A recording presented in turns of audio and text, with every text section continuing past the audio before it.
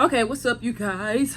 I'm coming on here to give y'all my opinion. I don't want to ramble. I don't want this to be long. A lot of these black females that's celebrating Kevin Samuels' death, y'all are pathetic. You some clown females, and it don't make no sense. At the end of the day, this black man was telling the truth, and I think the truth hurt a lot of females. The truth is the truth. Look at your life and examine your life and examine yourself and be completely honest and get out of this fairy tale wonderland garbage. Just stop it. All this speaking into existence, all this other mess, it's like, no. It's just no. I think Kevin Samuels was a stand-up man, and I think a lot of females, especially black women, wanted to cancel him so bad, wanted to do all of this stuff to him. This man spoke to men every single day. He said in his videos, he speaks to men that make $100,000 or more. And these men that he speaks to daily are walking up and down the street telling him, thank you for speaking up. Men that he works with are saying they don't want these particular women. They don't want women with a bunch of kids or no kids at all. They're saying that they want a cooperative woman. They want a submissive woman. They want a particular type of woman. And these women are getting upset because the truth is the truth. How you gonna get upset at a man because he don't want a woman that have kids? How you gonna get upset with a man because he doesn't want a rebellious woman? You just, by nature, you're probably just a rebellious woman. It is what it is. I think he was telling females exactly what it is, and he speaks to these men, and the men are saying X, Y, and Z. And I think the women had a problem with it because they're not used, this society that we live in, y'all are not used to real men speaking out. Not these simp dudes, not these beta dudes. No. Real men that are speaking out. Men who want these things, but some of them may be scared that they may be canceled or their career may be canceled or this and that. But this is what these men want at the end of the day. And even if they don't step out and voice it, you're still not going to get chose. So you can celebrate all day long. You're still not going to get chose. And if you get chose, it's probably going to be Ray Ray. Lil Ray Ray might choose you. But it's not going to be a stand-up man because he's not going to tolerate a rebellious woman or a female with 10 and 15 kids and all these kids. You can't be like, if a man wants, just like a woman, we want. We know exactly what we want. But when Kevin Samuels asks these questions, well, what do the men want? It's like, dang, almost every female is quiet. Well, they want nurturing and they want this. And he's like, they want a cooperative woman. They want a submissive woman. That's just facts are facts. And I think a lot of women was like mad because I think a lot of women are so used to Steve Harvey and the Oprahs and all this. And these people are getting rich based on you being miserable. Kevin Samuels was the first man that I saw bring men and women together, and they're getting married. People didn't want to hone in on that. People were getting married, bringing men and women together, and they're getting married. Nobody wanted to really hone in on that. They want to hone in his voice and he say this and he say that, but it's all facts, sis. It's just facts. Like at the end of the day, he's dead, but you still gonna buy a dog and die alone. And that's just straight facts. You still gonna buy a dog and die alone. So whether men are voicing what they want or not, at the end of the day, are you gonna be the one that gets chose? No. And if you do get chose, when a man see how you really are, he's done with you. He's done because you're not what he's looking for. And when I first watched Kevin Samuels, at first I was like, dang, well, this dude, it don't seem like he like black women, or it don't seem like, dang, he must hate. Well, that's the first thing that came out of my mouth. But when I started to listen to his videos and look at all of his videos and not look at just a clip or just little snippets, I chose to watch video after video. And I was like, well, dang, I never heard a lot of this stuff. And not only that, even if I did, I never even really gave that much thought into it. Like, dang, you know what I'm saying? I'm just like, okay,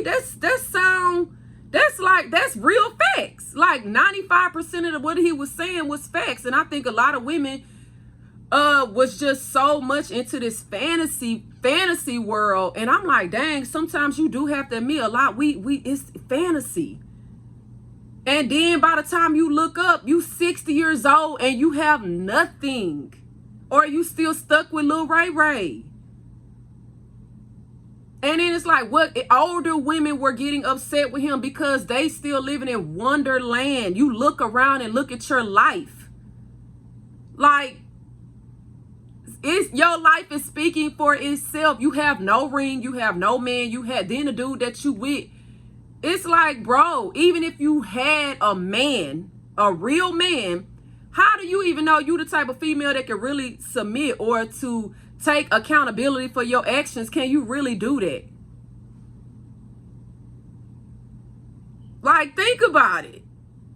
So it's like when these men, he was talking about men that have worked hard to get to the top, men that are bringing in a certain amount of money, or, you know, men that have worked their behind off to become the man that they are, and they don't deserve this type of woman, and it only makes sense.